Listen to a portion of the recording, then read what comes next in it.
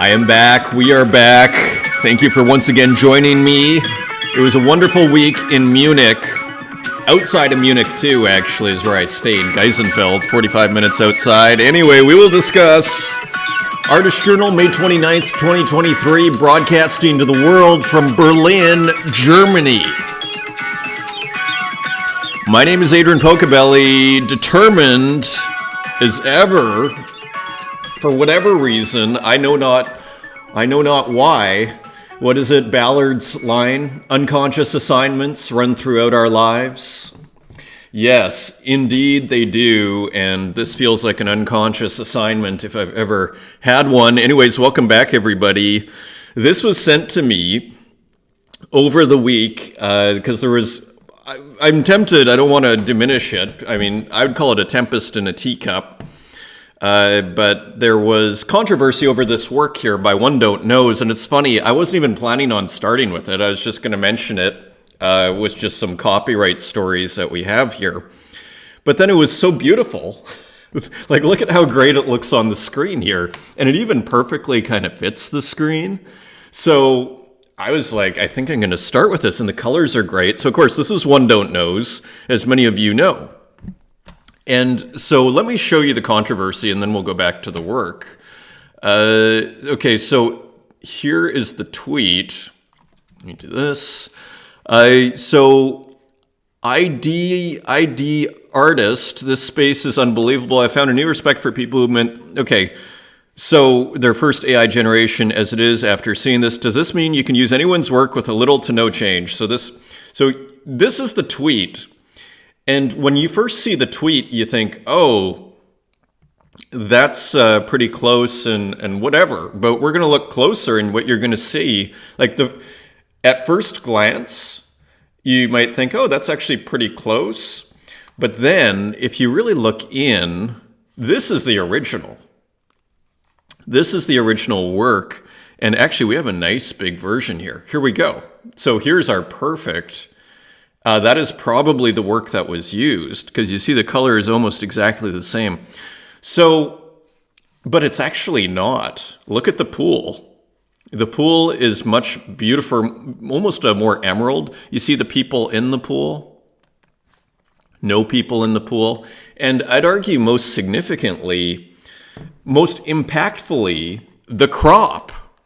That is the great, I would actually argue, if I was on a desert island and you said, which is the tighter composition, I would say One Don't Know's work here, Accept the Pain with Pleasure, as it's called here. And then there's just talking about pain here, and it did sell May 19th. So, so all to say, this is filled with all sorts of stuff. Like you see the background here, the crop most importantly. The cows are different. There is a bridge in the background, and there's the eye, trademark One Don't Knows.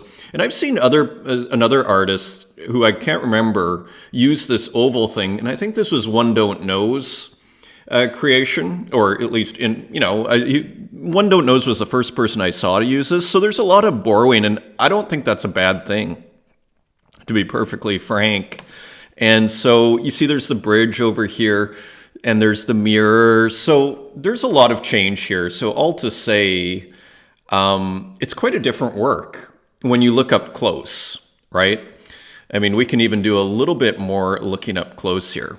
Like, it's quite a different work. The color feels different. The whole thing feels kind of different. Even these kind of mysterious circles, the cows with just like the bones that stretch them out. So all to say, I'm not too worried about it. And just a final thing on this, I mean, One Don't Knows, it'd be different maybe if this was One Don't Know's first work, because then there's no kind of track record, there's no kind of credibility that would have been built. But One Don't Knows has been working, really is a incredible story that started on Object or on Hen, and really as a collage artist, and built himself from nothing. And then went over to Super Rare, did really well, and is really one of the, leading lights of this scene. And so is really, and earned It was earned. So, all to say, and again, I'm kind of back to this idea that if I was on a desert island, which work would I prefer? And I suspect I would take the one don't knows. Again, I'm kind of back to this is a tighter composition. It's a little bit more filled with mystery and these interesting eyes that are going across. I mean, the charge is this isn't creative, right? But I see all sorts of creativity here that is at work here. I do, from a technical perspective, like legally speaking, is the work transformed? Well, clearly. And again, I think my favorite thing actually is the crop. This is a much busier composition. This person is gotten rid of. All the background is changed here. This has been gotten rid of. In a sense, you could say there's too much going on in this painting. And it reminds me of being in Munich in the Alta. It's not the Alta Gemälde Gallery. It's the Alta Pinakothek. And I believe that's an Italian word. If you go to the Vatican, you go up the escalator. I think there's an escalator. You go up, and there's kind of a big counter, circular counter, if I remember right. And on the right is the Pinacoteca, and that is a word for the painting gallery. That's where all the paintings are. So in Munich at the Alta, the old painting gallery, these old, what I consider fairly academic works, and what I mean by academic works is the way that they're built. In other words, that they are oil paintings that are built from a sepia, browns and reddish browns foundation, put in your underpainting of the browns, then you start adding darker browns, in these darker areas and lighter browns in the lighter areas, and then you start applying color. These paintings all start to look the same after a while, and it was once again, I had that experience there. And I have to say, it was the quietest museum I've ever seen. There's Leonardo's in there, they're a Leonardo, there are Raphaels, there's a fantastic Perugino. So these were exceptions for me, these were highlights, but overall, I'm kind of back to these 17th and 18th century paintings. What I would be tempted to call academic paintings, they get dry, and you just start walking through the rooms because they're, and stopping here and there. And I'm not against that. So anyways, I could go on and on here. But what was so interesting, though, is then when we went to the modern. Actually, they had the modern building was closed, and then in the basement they had a show with some modern works. And you know what the difference was between this is like an academic painting. It was works that were no longer built in that kind of, I don't know if you'd call it barg way, but with like the browns, without that brown underpainting, without that academic style. Without that, and it's a really powerful way to learn. It's how you oil paint. It's how you do realistic oil painting. And there's a lot to be learned from knowing that technique, but ultimately it gets dry. And so the real break, I'd argue, in the 19th century, say with Impressionism, and why it was such a revolutionary break is all of a sudden that brown underpainting disappears or starts to disappear. With Manet, it's tempting to think that it's a gray underpainting. And I mean, that was also classical or academic doing gray, but the colors change.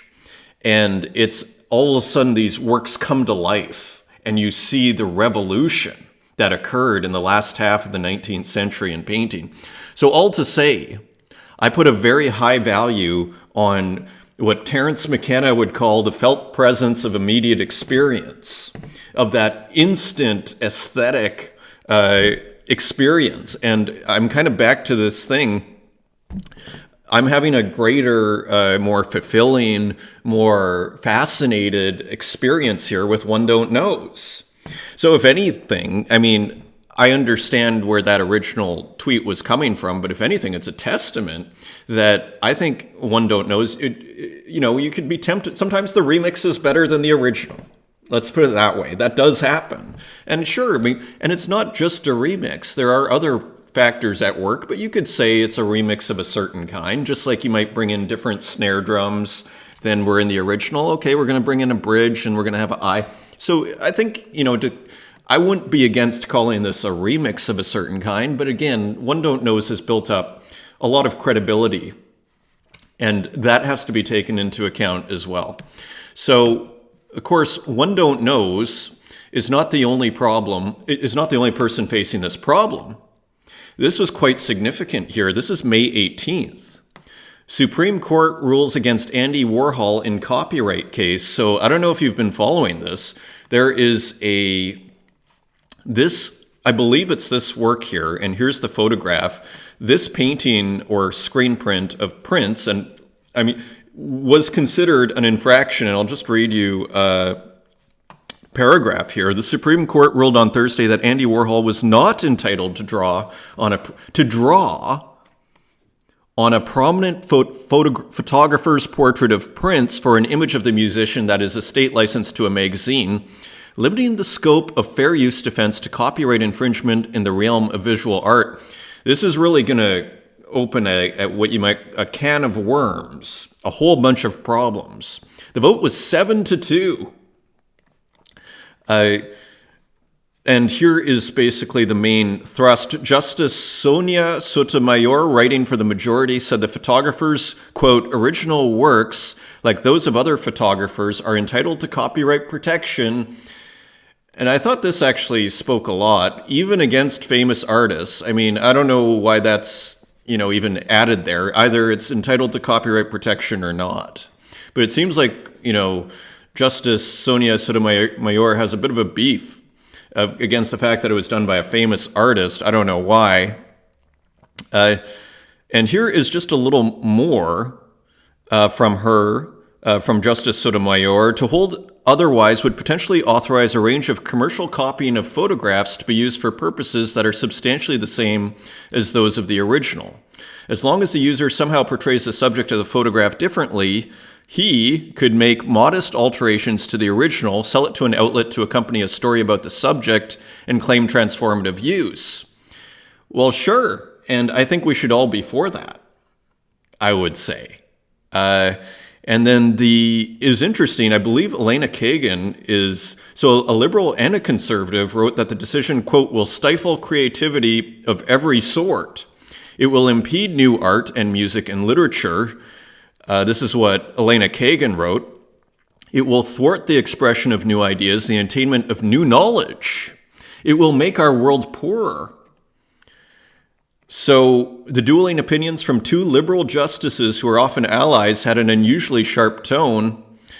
So quite interesting here, because the implications for the art, for making art are quite enormous, actually. So, as an artist, frankly, it's, and I may regret these words, but it's a bit of a come and get me. Okay, because when I look at these works by Prince by Warhol of Prince here, all I see is total imagination and mastery. I see a total great artist here. Look at all these different ways he is using this photograph and arguably making better works out of it. So it kind of harkens back to One Don't Knows there, interestingly. So that is that. And we have a ton to get through here, so I don't want to go too far on this, but this also came up, and probably a lot of you saw this too, and there's this issue. A super rare artist who has his own course on Domestika sells art that is just traced from a photo. Now, back to Warhol. I consider Warhol one of the great tracers. I'm a tracer. So, again, Warhol is a fantastic tracer. So people use the word tracing as if it's like pejorative or a negative. This is like, where do you draw the line? So a projector, I went to the Academy of Realist Art. That's where I learned how to do academic painting. I went there for 2 sessions of 2 weeks, and I brought up the projector issue. I was like, do you guys think it's cheating to use a projector? And they kind of laughed. The professor's like, no, you use every tool you can. So there's nothing wrong with tracing. It goes all the way back. You could even argue that Vermeer, they have that whole movie where it's like Vermeer just had some sort of projector basically where he was tracing. Okay, and that's Vermeer. So it's a slippery slope, and I ultimately don't think that ruling there is going to stand over the long term. At this point, like, the genie has left the bottle. I don't know if they can put that back in. So here we go. So it's illegal to sell such arts if you don't have a license for commercial use of photos. So you could argue the same argument. Now, if we look at the piece, it feels a little closer though, doesn't it? Like, this is starting to look very close. Like, because here you could start to say, well, how transformative is this? Because it almost looks like a Adobe Illustrator, trace, where you just hit the trace and then it does the work for you. It doesn't even look like that person has physically traced this. So here it's a bit more of a murky issue, I would argue. So this is where I think, really the courts can weigh in on gray zones. But I think in Warhol's case, it's a clear example of of transforming the work. So I mean, for how long will we confuse the words inspiration, reference, and stealing? So it's a long discussion. I mean, it goes back to T.S. Eliot and earlier, I'm sure, the anxiety of influence and where your influence stops and your creativity begins. Here I'd say, unless it's a concept work, then you could say it works. Like, and what about found objects? Are also the designer of the urinal that Duchamp used, are they going to claim copyright too? So it's a slippery slope. Anyways, I don't want to spend too much time on this, and we've already spent 16 minutes here. Interestingly, though, so I clicked on the link, or I did a search, and let me just make sure, like, I'm pretty sure. Let's see if it shows up. Yeah, it's a 404. So they got rid of it. And maybe in that case, I mean, so this is where interpretation, like, maybe in this case, maybe it makes sense, right? So unless it's some sort of concept that the artist is working with, then you could argue there is transformation. Anyway, I thought it was the whole transformative argument for fair use is, to me, one of the great legal, legislative innovations that, like, it's brilliant legal work. Like, it makes total sense and it allows people to be creative. And I would just say, like, to the photographer of prints, I think that probably increased the value of that photograph that was taken of Prince with Warhol. That's the photo that Warhol used. And it's like, I like the approach that Campbell's Soup and Coke took, which is not to sue Warhol, but I think they used, Warhol's work in the recent ad campaign. And, like, what is the Warhol Foundation going to do? Sue them for it? That would be ironic, right? So, and maybe they paid them for it. I don't know. Anyways, let's keep going here. So just opening up that topic, because a lot was done on that in the last week. There's a little bit of, controversy on the pricing business. There's some sort of 5 Tez challenge. Is that too low? I mean, that's what I love about Tezos, is how I can get masterpieces for a Tezos sometimes. We're going to see a few today, or at least 2 Tezos.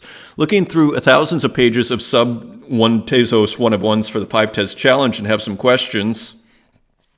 Does Tez need to advertise its accessibility and low pricing, or is this known already? Is it a fact a barrier to adoption for a large chunk of the market? Does that matter?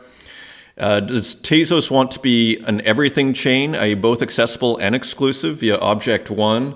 I think it needs to resolve this a little bit.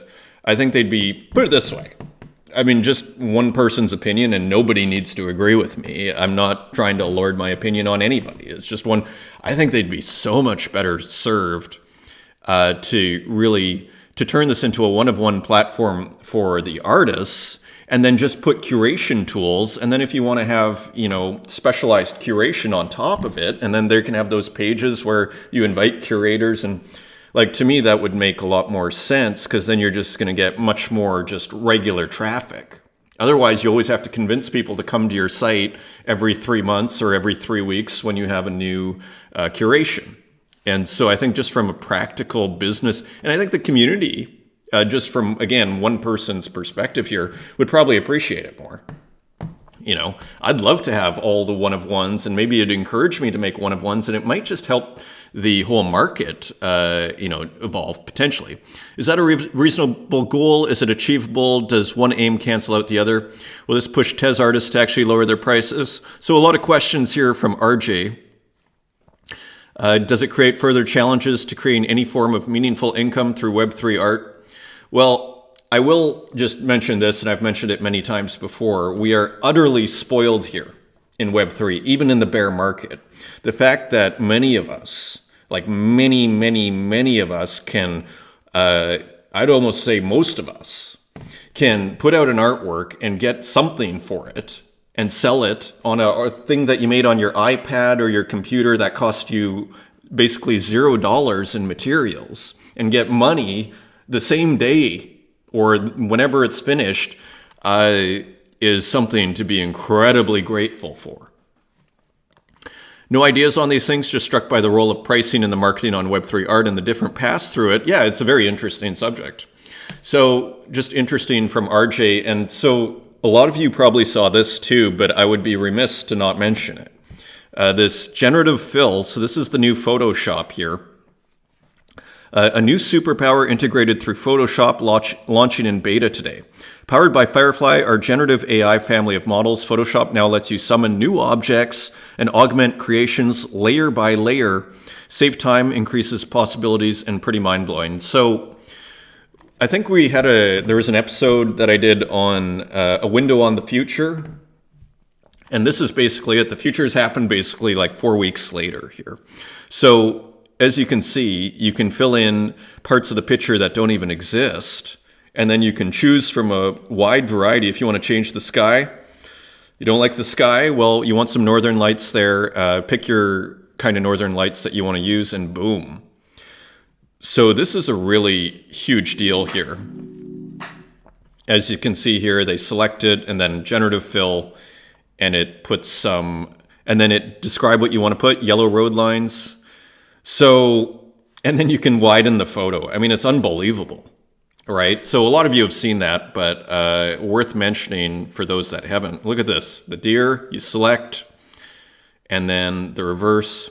So what's going to be very interesting is how this is how you're supposed to use it, right? This is how you're supposed to use this tool. What happens when the artists get involved and start doing things that you're not supposed to be doing? Could be very interesting. Here is another example. Add anything in the image, simply select your location, then prompt a click and generate. So as you can see here, the bottom of the photo can be extended. So all sorts of, it makes you wonder about stock photography too. If it's going to get completely disrupted, if you can just make things with AI. So all very incredible and interesting. And before we get into more works here, Remy Forte, bonjour, new day, new pen plotter drawing. And I just wanted to show this because I never get tired of the pen plotter. Just to see it in action. So just some dots here, but looks great. So I'm continue to be incredibly excited about the pen plotters. So continuing on, Mangran. Look at this. A bit of a discovery here. Someone must have posted this on Twitter. I don't think it's physical. I don't think. It has a lot of texture to it, though, so it's tempting. As you can see, like almost three-dimensional here. I don't think it's physical, though. So anyway, beautiful composition here. There's something almost classical about this composition, or even kind of like Picasso's kind of classical work. Special Creature 45, edition of 7 for 4 Tezos. Human Boy picked one up there. Crush, Soapbox. So interesting work, and here's more. And I think these are selling these one-of-ones for a Tezos 85. To our point, like, so that's what makes me incredibly excited, because this is kind of where your inner speculator can meet your inner art collector and go, I think that's why it works here so well, is people go, this is really cheap. And no, I may not have thought of art. It's not the most liquid investment, but if I can get a work, a one of one work for $1.50, well, maybe I'm willing to actually spend that $1.50. So as you can see here, yeah, and you can still get some of these. I think these are on secondary for 12, for 10, 13. So pretty interesting artists. There's one for a Tezos 85 right here. Maybe I'll pick that up before I upload this. So all to say, pretty impressive. Mangren, a new discovery. And here's Rinny Fish with a new awesome work. I'm tempted to think this is like, people are mentioning Touch Designer. I don't know, but it kind of gives that feeling of Touch Designer. So I don't know, I've never used that software, but anyways, really cool work by Rinny Fish. Only $9.90. 5 left. I would have thought this would have sold out. So really nice, Moonchild, Not a Number, Explainer Gallery, Danielle King. So very cool work from Rinny Fish. Very fun work. Dreaming with Crocodile. And here was Jan-Lucas Migone. Look at how they show some of their process, which is super interesting. Because here it's very painterly on the around this kind of rainbow-esque figure, and then they you see how it's working. It's almost like I'm not sure what the tool is in Photoshop, but it's the smudge tool. It looks like the smudge tool. So just cool to see this in action here. Very cool. So you can check that out on their Twitter, and check out this gorgeous, gorgeous, gorgeous work by Runetune. Tander Zones, very cheap. It's still available, actually. I think it's still available. Let me just check here. I think it's available for another 10 hours, I think I saw, and it's incredibly cheap. I should pick this up, actually. So look at how beautiful that is. So really nice, great work by Runetune. Let's just check. I just love it. The colors are Tander Zones, mixed media 15 frame GIF, 1500 by 1920, 2.8 megapixels. So very cool. And how many have been minted here? Oh, I thought a few had been minted. Okay, let me go here. Yeah, 3 have been minted so far. So a nice low edition here. Here we go. And it is available for another 9 hours and 3 minutes. So Tander Zones by Runetune on Foundation. I think a Genesis work on Ethereum. Nice beginning. Beautiful. And here, continuing with the abstract, Rick Oostenbroek, who colors since 04, clients, Porsche, Apple, has some pretty interesting abstract work. Just put out a cool sketch, and I thought it kind of went well with Runetune's work there, so that is cool. GM Doodle. And here was another one, sort of along the same lines. This is Surrealist Shay, and this is going for 0.2, and here it is. So just another more kind of, these could all hang in the same room of a show, I think. So anyways, just cool doodling, Surrealist doodling. For 0.2 by Surrealist Shay, the 27th doodle created by Shay the Surrealist, and continuing on.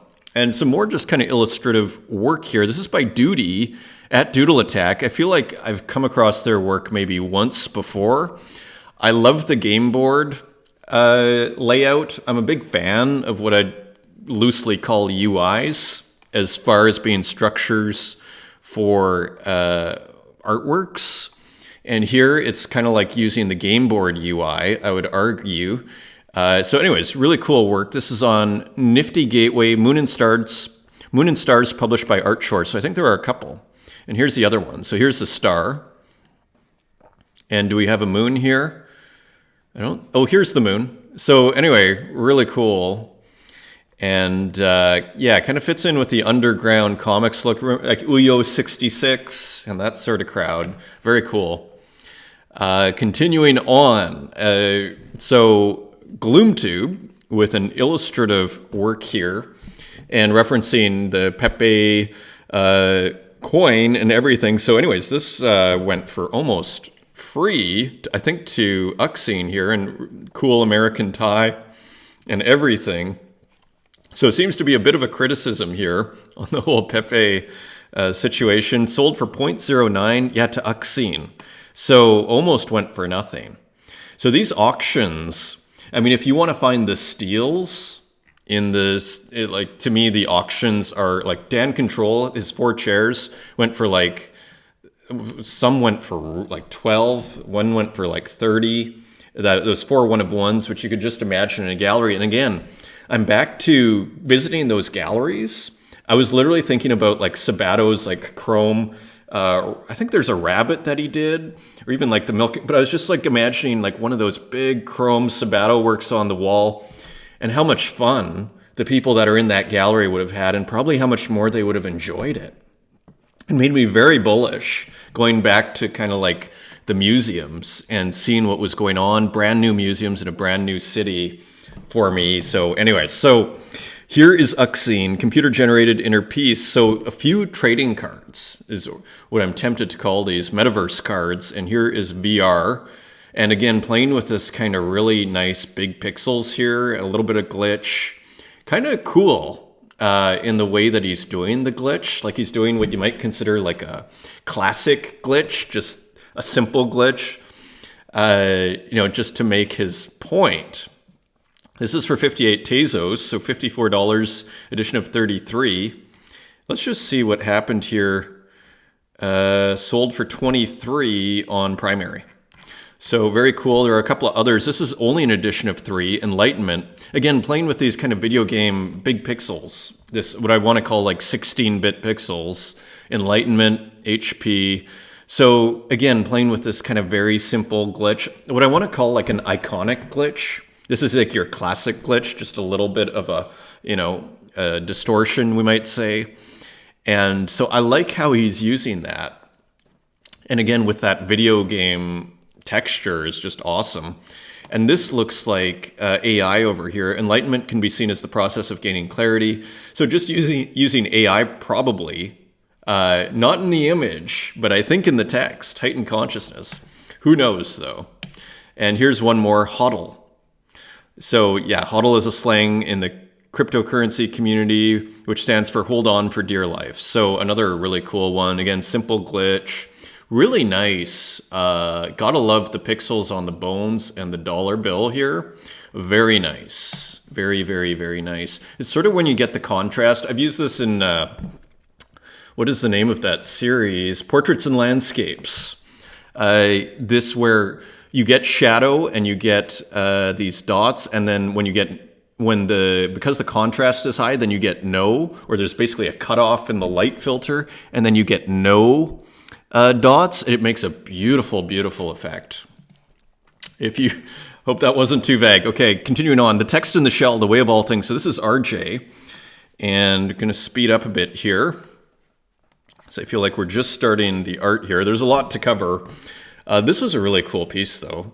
I love the old Apple computer. It brought me back to my youth here. And that old Apple, 2E kind of logo here. Very cool. The way of all things, you will rot. So probably referring to the Apple here. Very cool. Some interesting experiments by Lorna Mills. I didn't see these minted anywhere, but posted on Twitter. So here is one, and no title given to it. And here's another, which looks like battleships of some kind. Loose lips sink ships. Kind of like I'm big on the war theme. And it seems to have a bit of a war reference, which is interesting. And continuing on, Renki, with a really cool work here. Love the distortions. Look at that. So really nice embracing of the distortion here. Just animated abstract, edition of 10. I believe just minted, so not sold out yet, interestingly.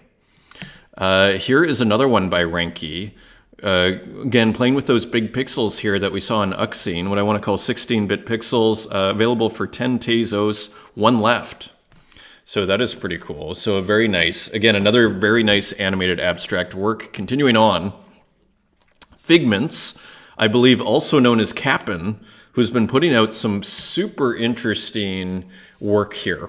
And again, you see like it's in a completely different context, but black and white and colored pixels, some are dynamic, some are static. And again, it's just a beautiful contrast is what it is. I thought this one was quite different from the others. I'll just open up Figments here quickly. You see all these shapes here? So interesting experimentations. These others kind of look like a Pac-Man game gone rogue. Almost like lasers. There's a bit of a video game feel to a lot of these. This one seems almost a little different, like it's trying to be an abstract work. So continuing on, Mick Renders with an interesting kind of pixelated shape here. Spatial Spinner, late night abstract faux pixel art. Cool little, it reminds me of kind of like a bit of a feedback, or if you were to drag out, I mean, I think musically here with that kind of delay, it's almost got a little delay feedback sort of thing going on this work. Explorations in motion compositing, Blender, Adobe After Effects, and Photoshop.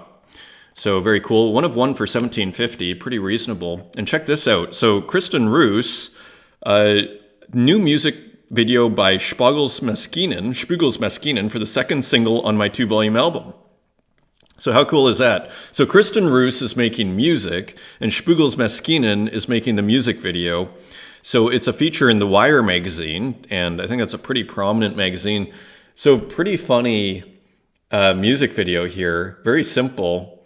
Cool. It almost looks like Aseprite is used for that gradient underneath, but it could be all sorts of software. Anyways, a lot of pixel goodness here. I'm not sure it's for sale. So very cool. And speaking of very cool, Authentic Waffles. Look at this. More experimentation here and a nice roughness to it. Like I really, again, just back to the looseness in Authentic Waffles' work, not to mention the awesome composition here. But stuff I look at and notice, it's like this frame is how rough it is. See, it's bigger here, but it's not as big here. On top, it's big, but it's kind of on the sides, it's looser. Just feels very kind of loose, and we love that. I love that. Again, it's sort of like with Warhol, things don't need to match up perfectly, right? It's actually better. If your Warhol screen print all matched up perfectly, it wouldn't be as good. It wouldn't be as poetic. And so when I see these lines, these little quote unquote errors, these little things that are off kilter a little bit, that makes it even better. And I think Warhol. So very, very, very cool here. Interesting hands too. And just, what's this called? Showstopper. Edema the Clown Fumbles the Performance. This looks like RoboCop here.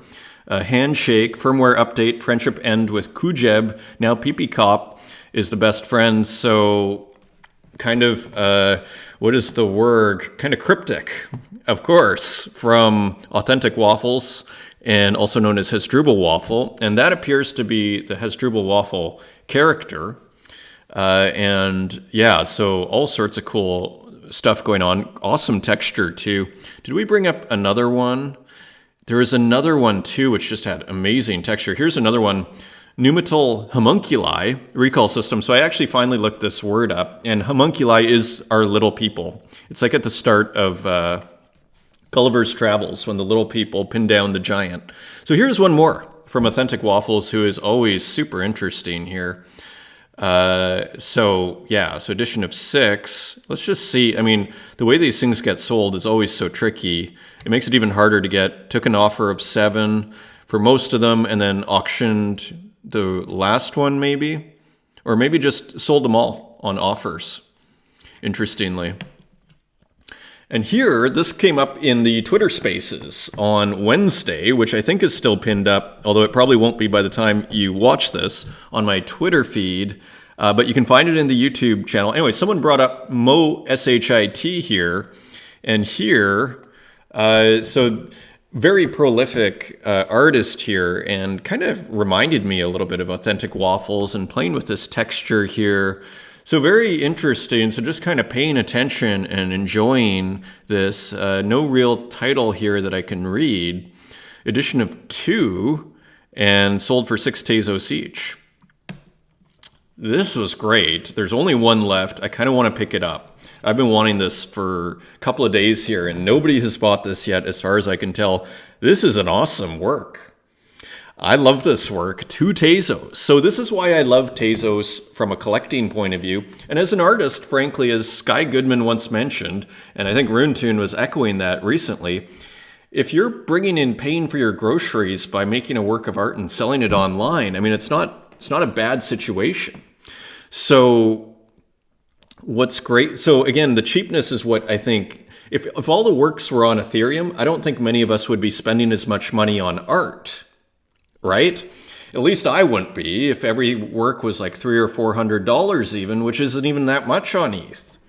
So, but if it's $1, if this is $1.50, I'm sort of like, okay, I think I can get $1.50 together. I love this work. It's an edition, I think, of 10 by an artist called WZYW, Gink. So really nice work. They have a few others here. This one was a real standout on the left. But look, a Tezos. These are like 80 cents, 90 cents, 90 cents. So I'm a huge fan of that. Give WZYW a follow. Really cool work by Cyber Mystic. Ecstasis for a click, create, drop, curated by Coldy, and with the theme Transcendence. And so this was an edition. 64 are left, so a lot were minted for 0.069, so actually quite a few were minted for 0.07. Anyways, here's the work, before we forget. So, of course, this recalls that very famous work, I think it's a alchemical work. Look at this. I mean, where that person, there's the rainbow. We'll look for the original in a second here. But where the person is passing through into another dimension.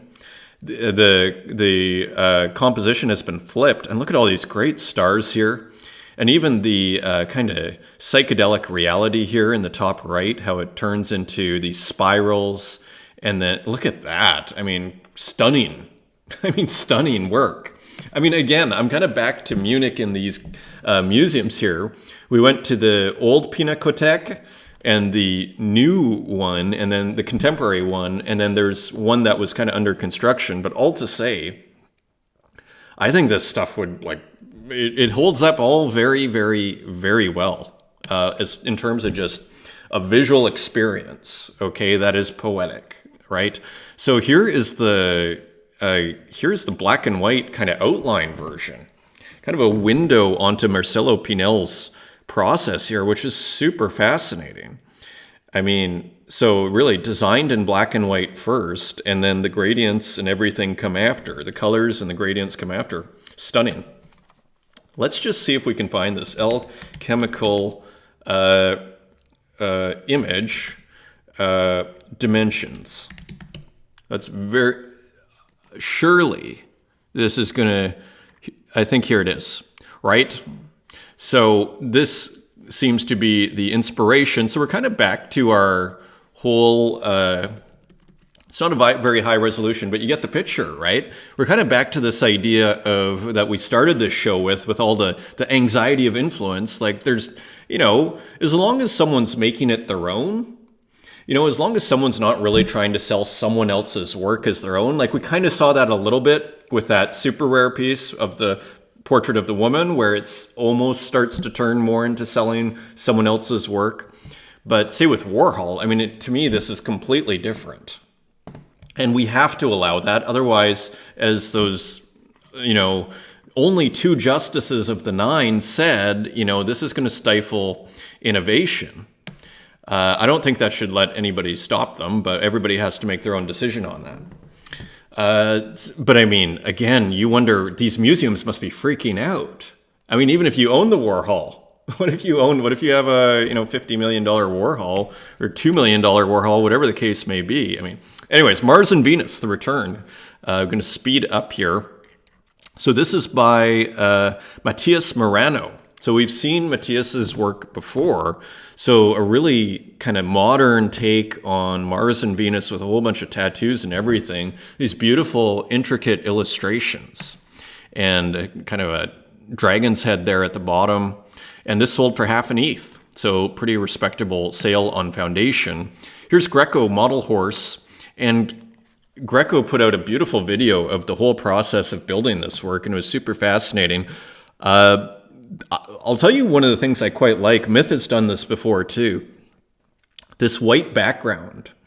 It's kind of like, it's really interesting. The white background, I find. Like, it's something that's very counterintuitive because it almost feels unfinished, but it's the decision, and I actually think it goes quite well, and it's quite a beautiful work. So this is an edition of 8. I believe it's all sold out for 10 Tezos each. So very cool work by Greco. Very nice. Bazaya, Welcome to Paradise. Today it's raining. Kind of looks like Dennis Rodman, but I'm not sure. And there's the Nike symbol, angel wings, so kind of welcome to heaven, and there's maybe Dennis Rodman to greet you there, although I'm not exactly sure who that is. I tend to always miss the references. So available for only 35 Tezos, edition of 10. Usually Bazaya sells out right away. Looks like some people who are looking for a quick kind of flip, basically, buying it for 15 Tezos. Yeah, Pierre Jusserand bought 4. You know, I think on Versum, they had a way that you could limit, when you're minting works, that you could limit the amount that people could mint. So you could limit it to 1, where that address can only mint 1. It is a solution for those people who are troubled by the flippers. I mean, as an artist, I don't mind the flippers at all. They can buy all of them. I'm happy to make the sales. But anyways, Mikey Wilson, Shipwrecked Blues. So another kind of cool, what I'd consider ambitious painting by Mikey Wilson, playing with this kind of Robert Johnson type figure. You know, what looks like a blues figure under a full moon, but this time on a beach. Shipwrecked Blues, using AI and Midjourney. I think there might be some painting in here as well, but I'm not sure. So this is a 1 of 1, and it sold for $100 to Michele Colonna. Big shout out.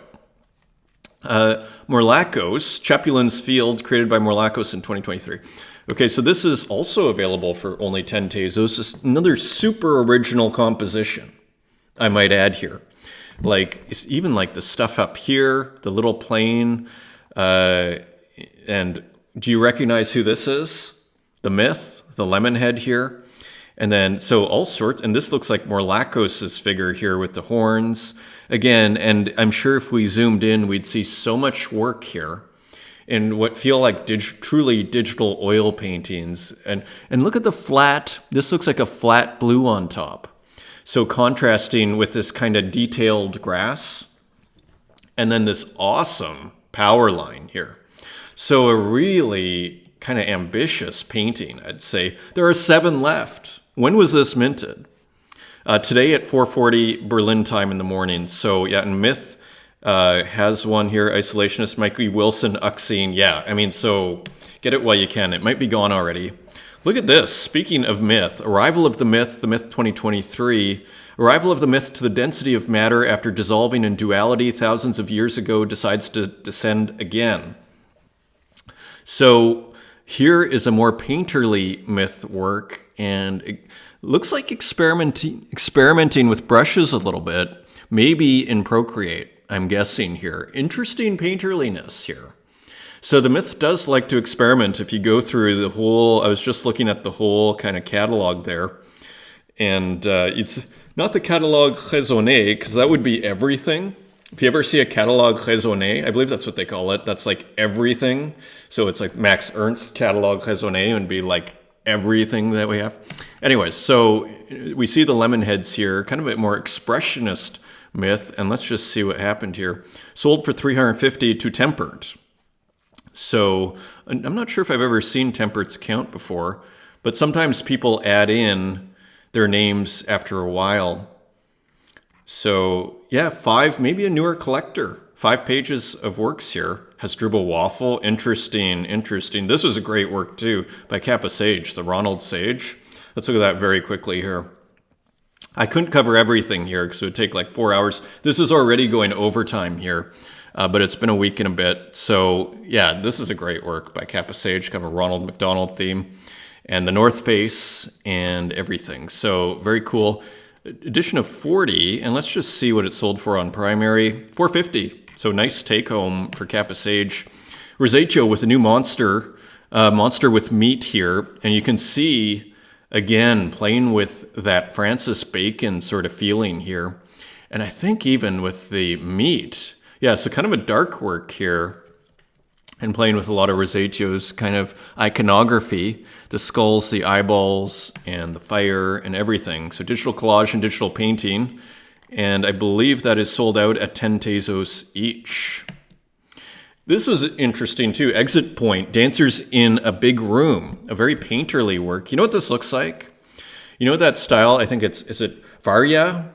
And this kind of sampled paintbrush. So it's like a very painterly use of the sampled paintbrush where you take a sample and then you drag it. That's what that looks like to me, with maybe a little bit of more traditional brushes here in the background. So pretty interesting piece here. Dancers in a big room, almost like an impressionist kind of theme here. Available for $220. Again, another very cheap work. Only 4 have sold. Pretty interesting work, if you ask me. Look at this, by Dan Control. Pretty cool work here of the David. So again, an ambitious work here. And look at the gradients in the background. I mean, those are amazing. And the ones on top too, but the ones in the background are stunning. So available for 0.7 ETH. And so pretty cool art historical work. And here's another really cool one by Dan Control. So again, I believe this is a 1 of 1. We'll check in a second. Again, playing with the repetition of the everyday object and then playing with this idea of it bouncing off the edge of the composition here and bounces off all 4 edges here. So I think it makes a pretty interesting composition. It's an edition of 10. So that must be on secondary for 150. Sold for only 2 Tezos on primary, and I think 10 were burned. So that is cool. And look at this. This is Goyong Arts. Good morning, my friends. Have a nice day. So again, playing with that pixelation, that selected pixelation. So very cool. We see it here, and just gives, and also with just beautiful illustration. So all of that in combination, like it looks stunning. So that is cool. And another one by Françoise Gamma, playing with the walker that just dissolves into digital chaos, which is just gorgeous here. So more variations on the theme. This looks like it sold out for edition of 12 at 3 Tezos. Awesome piece. Karim Safa, a 1 of 1 unboxing. I like that title a lot and really goes with the factory theme. So another cool, what I call pixel art factory here. And just looks great. And let's just see what that sold for. Wow, sold for 1,000. Bijou made an offer for 1,000. So awesome sale for Karim Safa. Here is another work by Gogolitis, who came out and put out a tweet, I think after Karim Safa's last work, who was saying, huge influence on me. So paying, giving props. So again, this influence, and look, Gogolitis is making completely different works than Karim Safa would have never made these works. So, there's a space to be influenced and inspired by. And so here it is. Anyways, a new kind of video game, Space War 2. So Gogolitis has been returning to some of Gogolitis's earlier themes here with the Pong and the Space War, but kind of re-attacking with more color and just different compositions. Very cool. Rmilk88, and I believe Rmilk88 is the guy whose parents or family made stained glass windows. I believe in Poland. And big shout out to Rmilk, who was at the last Twitter Spaces. We couldn't fit him on at the end. We were just sort of wrapping up. And here's the signature here. Nice pixel art signature, the A down at the bottom. Look at this frame too. This rectangular frame. Anyways, interesting composition. Tired Pixels number 60, now on secondary for $18.85. Let's just see what it sold on primary for $8. So pixel art continues to just fly out the door, really. Here's Haiti Rocket with some really cool ROM works here. And we see their Japanese writing is being put in. And kind of a sci-fi space theme here. Space video game. Interesting combination of text and spaceship here. So that is only 20 Tezos for an edition of 12 on secondary. That's unusually cheap opportunity there. Here's another one. So yeah, there's a couple for 20 Tezos. And here's a surfer, contestant practice. So feeling the summer vibes over here. with Haiti Rocket. And this was an interesting piece, Turbo Linker. So this was an experimental one, totally rad, only rad. And look at this great color here. So Haiti Rocket. Plain, it looks like there's some sort of filtering going on here. So starting to break out of just the ROM work, and maybe you did earlier, for all I know. Anyways, very interesting developments there. New York Escapers, the Hustle Lugger. So Kurt Hustle Collective is now putting out baseball cards, which is kind of exciting. This is a pretty nice one. I like it. Kind of reminds me of Donruss baseball cards a little bit. New York KHC Escapers. And so anyways, that was super fun and cool. Edition of 13. Let's just see. Sold for 13 Tezos on primary. There's Authentic Waffles. There's Haiti Rocket and everything. And here is the baseball. And this is an edition of 13. I imagine sometimes those will be sent to people. That's what it looks like happened here. Who bought the baseball card.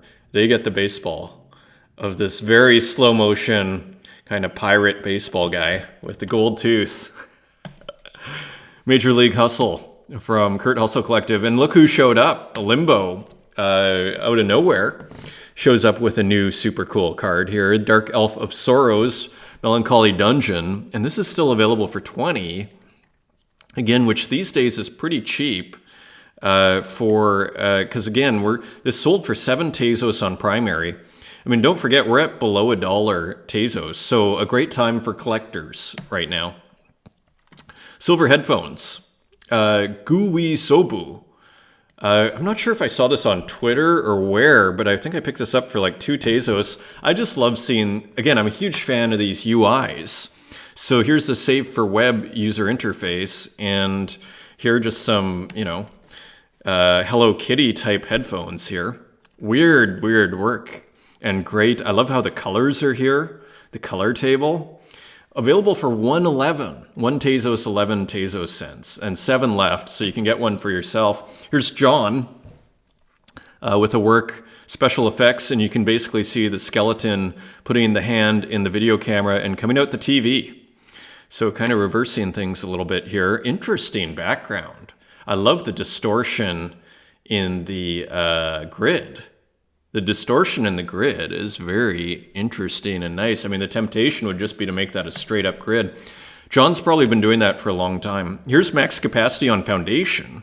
85 New Wave. Buy new for 0.25 ETH. Just kind of a cool work here from max capacity as we kind of go into more video glitch works. Continuing on, look at this. 8So Future Television edition of 1. Let's just put the play on here. So I love this TV. I love the color. So another just really cool futuristic furniture, retro future furniture. Love the distortion in the grill here too. So looking great, and that was just transferred to Xmortal. So that is cool. You wonder if that was a request by Xmortal. Doctor Version with a new work. So cool textures here. Very nice. Kind of gradients and textures here, playing again with a rectangular kind of composition. Here it's got a bit more space with the lines coming out. And so this is an edition of 1 and sold for 15 Tezos to Snurko. So nice piece there. Going into AI, so Tukes was on the front of Super Rare, totally deservedly, as you can see here. Absolutely honored to be featured on Super Rare homepage today. So that is awesome. And here's the work, and it looks awesome. So another one of these just like incredible AI artworks by Tukes, who I believe is out of Turkey, another artist out of Turkey. Just stunning. This would never be made without AI. So really showing the value of AI as a tool for new compositions and new techniques that you might never be able to do. It's like pushing the digital techniques, because again, these gradients here, first of all, you might be able to, if you spent like a year on this, you might be able to do this physically, but this would be more of like a digital gradient. But then these gradients, even to do them digitally, would be so tricky, in here that only AI could do this, one could argue. So this sold for half an ETH. So congrats there. Yashiki Lake, just a beautiful, again, the colors, stunning. A few works by Soom here as we finish up, and I'm glad it's only an hour of the show. Finding Peace and Getting Lost. So this is part of a new series called Serene Sanctuary. And a lot of plants here. Kind of evokes Rousseau in my mind. I love the tiles here too, just interesting. It almost doesn't look like AI. When I first saw this, I thought this was actually a painting she had done. But here's another one in the series, Brown Chair. Again, has a bit of a Rousseau kind of feeling in all the foliage here, and even just the kinds of plants. So very cool there. And a work by Lily Illo carved out a space for her, a reserve of 0.9 ETH, kind of a minimal work here. AI, of course. So interesting expression too, and look at the background too. Let's see if anything is carved out of offcuts she found for herself. Artwork by Australian artist Lily Illo in collaboration with AI. So big shout out to Lily Illo, who was listening to that interview Michele Colonna did with me last week and was saying nice things. I need to tweet that out. And there's another one by Zach, actually, I need to tweet out too. This came up on the other day on PP Universal. PP was talking about other people's art, and I was like, PP, look at your art. This is pretty interesting. So I believe, and I was like, this one is awesome. I believe this is physical, and maybe there's some digital intervention, but I think this is a physical work. Anyways, you know what this reminds me of?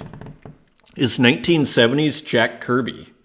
This looks like Jack Kirby is a famous comic artist, one of the most famous who created the Fantastic Four with Stan Lee and Avengers, Captain America, etc. This really has a 1970s Jack Kirby look to it.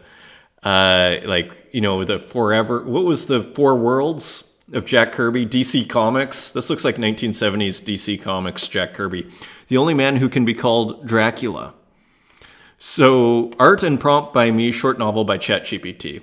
So very cool work by PP Universal. Let's just see what happened here. A couple of offers. I lay with 40 Tezos. Pretty nice offer there.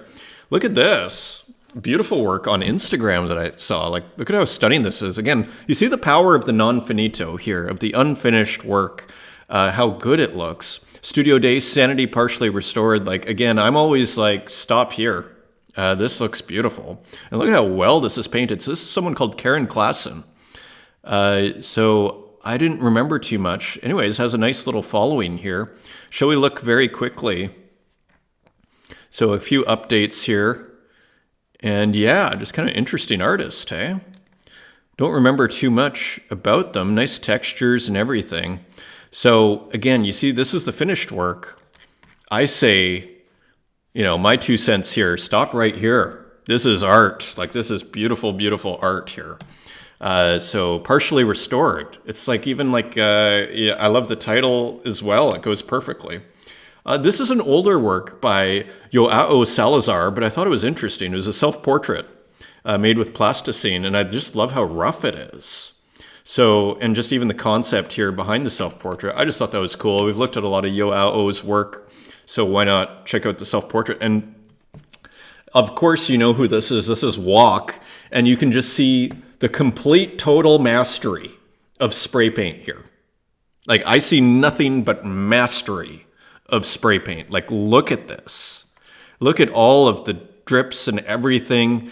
It is gorgeous. Like, I don't know anybody in the contemporary art world, famous or not famous, who can make strips like this. I mean, interesting concept too. D-A-Y, day. Let's see if there's a comment. Day. I mean, this is stunning, this spray paint here. So very beautiful. And that is your show, my friends. Thank you for joining me again. And until next time, take care.